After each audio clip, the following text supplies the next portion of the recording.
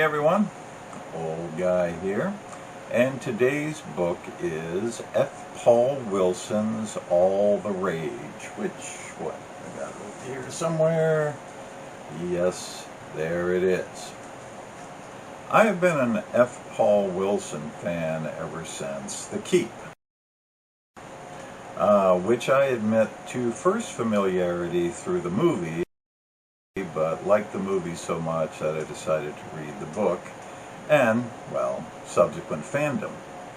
I hold his Night World as the most terrifying novel I have ever read, but I am not a Repairman Jack fan, which is odd because Repairman Jack is an ongoing character in practically every book of the Adversary cycle, which this book, All the Rage, is number 3, 4, who knows? I don't think even Wilson knows the right sequence in his loosely held Adversary cycle, which begins with The Keep and ends with Night World. What's between is anyone's guess. I think it goes The Keep, The Tomb, The Touch, or is it the other way around, Reprisal, and then Night World, with a whole bunch of Repairman Jack novels and novellas and stories in between that introduces characters and concepts all falling together in Night World. So if you want a true sequence, good luck. Just grab an F. Paul Wilson and read it, saving Night World for the end. You'll be alright. This novel, All the Rage, is early in the sequence and may actually be an outlier, but don't worry about it, read it anyway. It seems to be a sequel to The Tomb, which I first read under the title The Rakoshi. And if you know what a Rakoshi is, then you know what The Tomb is about.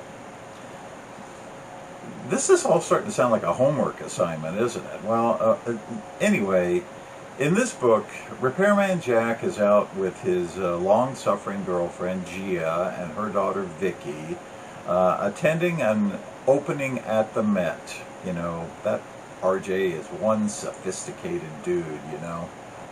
Well, no, he's not.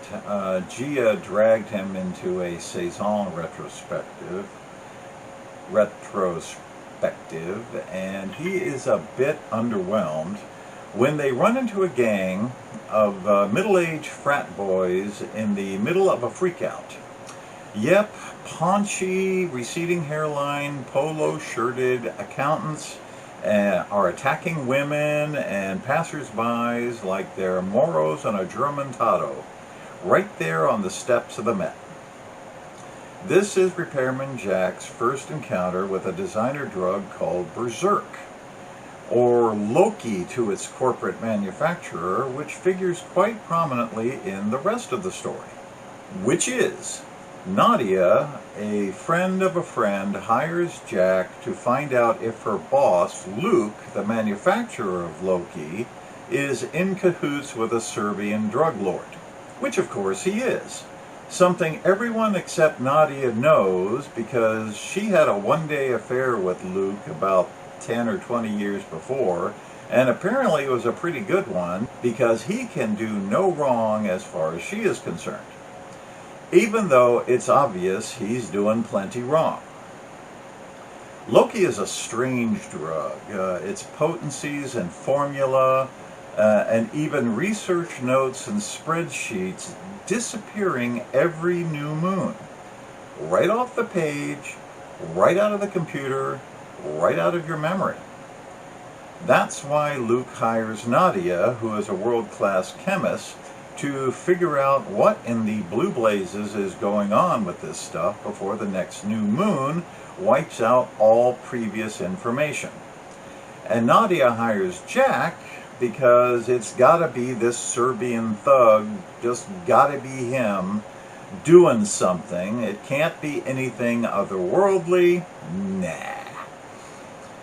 But because this is a Repairman Jack novel, then you know something supernatural is happening, and it is, as depicted in the previous novel, The Tomb, as managed by Ozymandias Prather, one of the best named and best overall characters Wilson has, who was introduced in this novel, and the Jersey Devil. Just read it. And yes, you have to endure some annoyances, because Repairman Jack annoys me. He just does.